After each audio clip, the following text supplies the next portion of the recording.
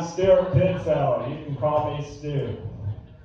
Anyways, I got a few things I want to talk about today. So first, I'm going to talk about Stranger Things. Spoiler alert.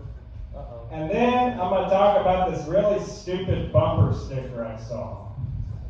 And then I'm going to talk about this skank who rejected me. Anyway, so Stranger Things. So I watched the series finale the other day. And a lot of people are talking about it, how this one character from the show named Will Byers, that's his name in the show, and he's gay. He comes out as gay in the show.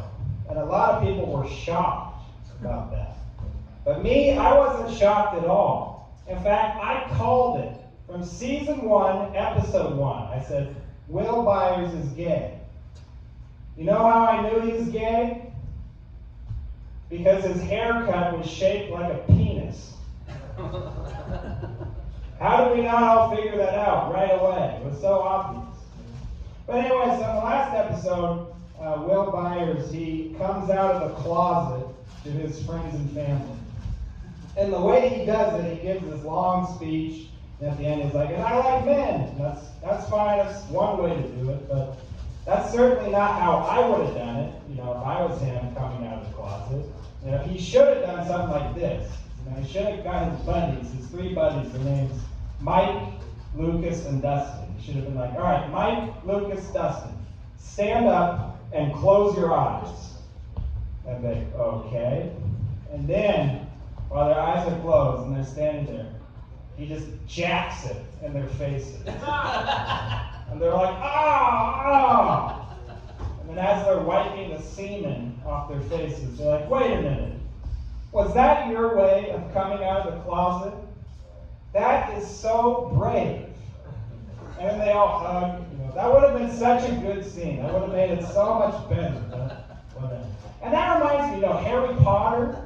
Dumbledore was gay, but Dumbledore never had some coming out moment in the movies or books.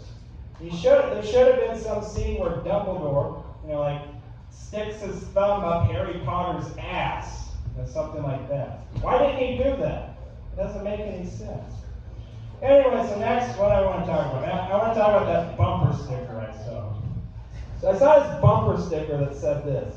It said, I stand for the flag. I kneel for the cross. When I saw that, I was like, what kind of a bootlicker would have that on their car? What a jackass, right? Anyway, let me tell you something. The flag he stands for is the Israeli flag, and the cross he kneels for is a letter T that stands for Trump. Yeah. Fuck that guy. What a show. Anyways, next I'm going to talk about that girl who rejected me.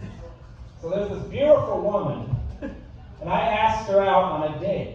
I said to her, I was like, excuse me, would you like to go out for coffee and have a sexual relationship?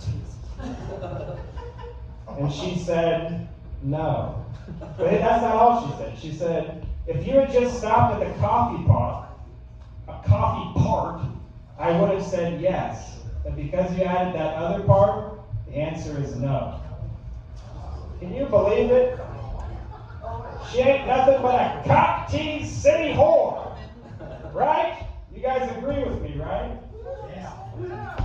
But anyways, I may have a nickname for her.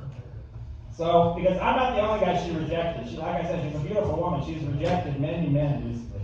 So my nickname for her is, I call her Dikembe Mutombo. Here's that basketball player that always rejects people and go like this. So whenever I see her, I'm like, hey, how's it going? It's Dikembe Mutombo. Of course, that's not her real name. Her real name is Anike Agumbe. She's from Nigeria. She's a slut.